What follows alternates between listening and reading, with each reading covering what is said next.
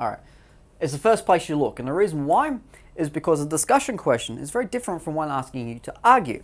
So immediately it's instructing you to how you should be answering the question. As in, the discussion question will ask you to just create a balanced sort of interpretation and construct an argument that way. Whereas an argument as such, or as that keyword suggests, is asking you to come up with a one-sided interpretation that is completely airtight and is dismissive of the other side, although it may acknowledge points which are true. Basically, if you do debating, then that's one of the things you'd be looking at. So your answer to them both naturally will be quite different. So immediately, if you just don't look at that word, and it's often one that's very, very easy to overlook because you're so interested in the meat of the question, then you could be completely answering it the wrong way. This keyword is essentially something that should define what it is your answer should be doing. Now, there are more than just these two. You can basically come across a number of different ones. You might be asked to evaluate, you might be asked to identify, you might be asked to do a number of different things.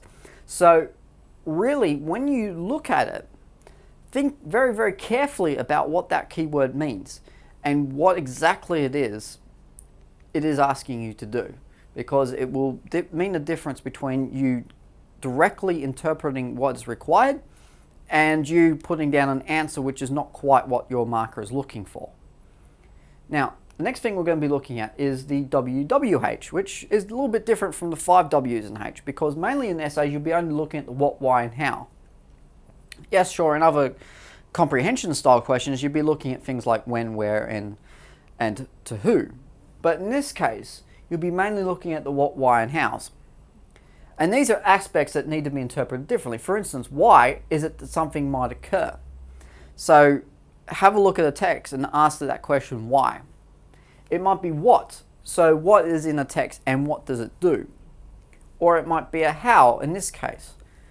So I'll explain each of them in a little bit more depth and go into examples. So a why question might be asking you to challenge and critique something in the text and basically give your own interpretation about why it is done such a way. A what question is basically asking you to identify something in the text, develop that identification, and really work out what it is it's trying to do, particularly if you're talking about a theme. In this case, we're talking about a theme in a different way, as in how do we get from the idea of Droog's New Frontiers to this idea of duality.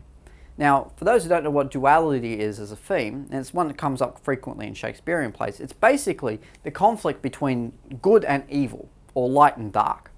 So, essentially what the question is asking there is, discuss how light and dark is represented in this story.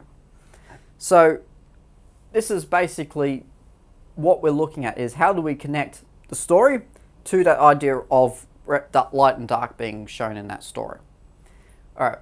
Now, next thing we'll look at is the subject. Now, your subject and stimulus is where your evidence and where your ideas will be based on. However, will not form your discussion. All right, your question is not asking you in this case to discuss the story. It's asking you to discuss that idea. So, in other words, your discussion will not be a retelling of the story of the New Frontiers. And that's a very important point to make, because in your answer, the temptation would be to just list lots of different times in the story where the theme of duality is represented, but not really to discuss them. Your evidence will be this, but your discussion will be basically focused on that idea of duality and its representation, and not necessarily on the text itself. Sure, your text will be an important part of how you answer it, and certainly, as I said before, they will form the basis of your ideas. But it's not something that will define exactly what is right and what is wrong in the story, because it's up to your interpretation. So your interpretation will make up the discussion. Now, as I said before, this will often be your stimulus or prescribed text. So your stimulus or your subject will be something that you'll be referring to, which you will understand. So you need to know a bit about your stimulus or your prescribed text, obviously, in order to answer it.